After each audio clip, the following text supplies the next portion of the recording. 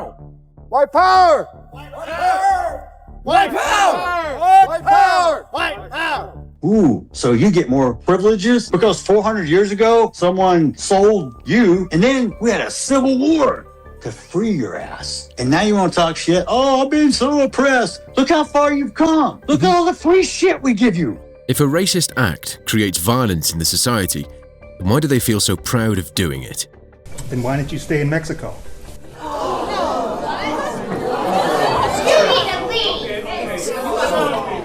Even if they get arrested or know that what they're about to say is going to create chaos in their daily life. You are a racist piece of shit. Yes, you need to know that. Yeah, you're a parent. Keep it moving now. Yet somewhere, on or off the camera, this is happening as we speak. So because I'm brown, you think I'm illegal? You're illegal, okay? The case of Carmelo Anthony has reignited the root cause of racism, a question that remains unanswerable for centuries. We still have a white school and a black school. But in this video, we're going to answer them all. Buy you a ticket back to Mexico. Who introduced the concept of racism? Why is it followed for thousands of years? And why, even today, they don't fear repeating the same thing again and again?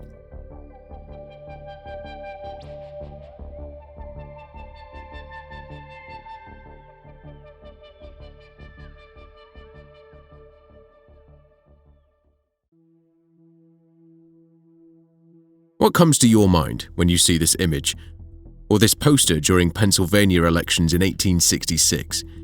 At first glance, it may seem hard to interpret, but if you look closer to what's written around, you might feel blessed to not have been born during those times.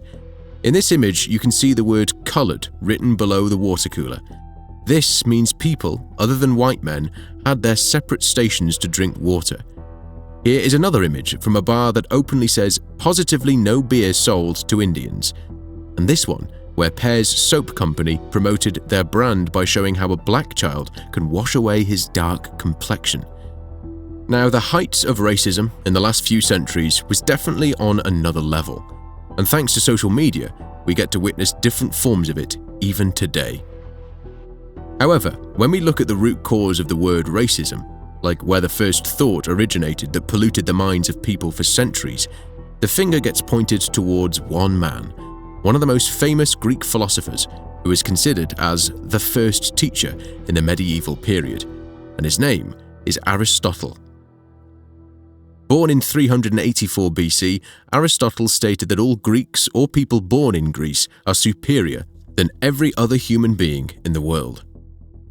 While people from countries outside of Greece are more prone to slavery, he called people outside of Greece as barbarians, slaves by nature who are more willing to bow down to a dictatorship government, like North Korea or Iran. Now, Aristotle did not specify a race who are bound to become slaves, but he did mention the physical characteristics to identify one. He said a man who has a strong body is unintelligent and born to be ruled by others. Unfortunately, this is where the problem occurs. A philosopher whose quotes are followed even in the 21st century is bound to influence discrimination with such words. Sure, different rulers worldwide had their own choice in decision-making, but subconsciously the words of Aristotle influenced the Arabs to bring racism to light.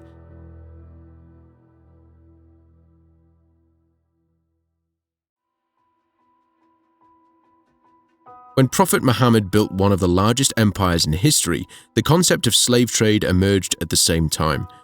To take over the entire North Africa, black people were sold in Algeria, Libya, Egypt, and even in West Asia. We're not talking about slaves in thousands.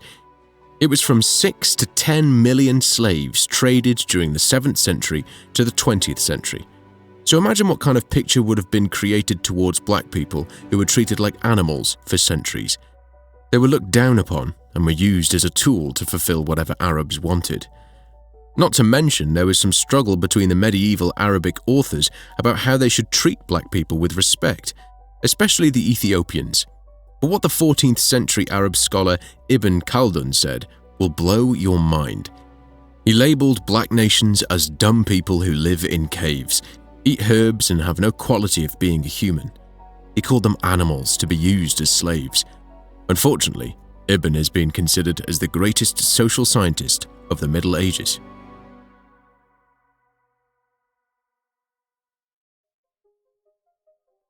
You might think racism began from discrimination against black people.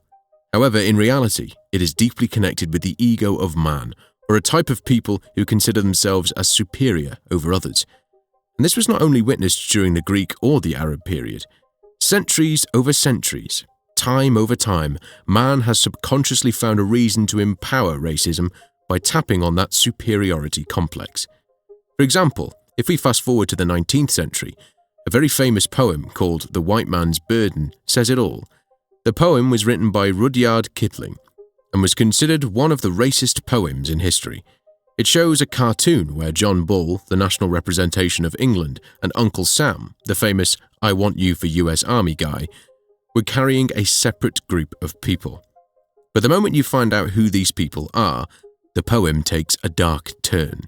Specifically speaking, behind Uncle Sam, the people you are noticing are from Cuba, Hawaii, Puerto Rico, and Filipino.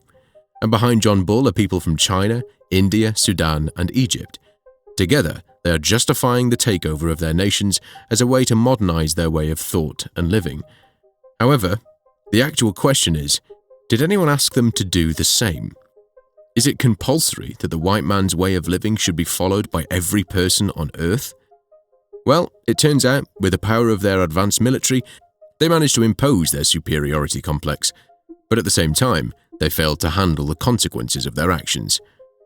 After the American Civil War in 1865, a white supremacist secret society was formed.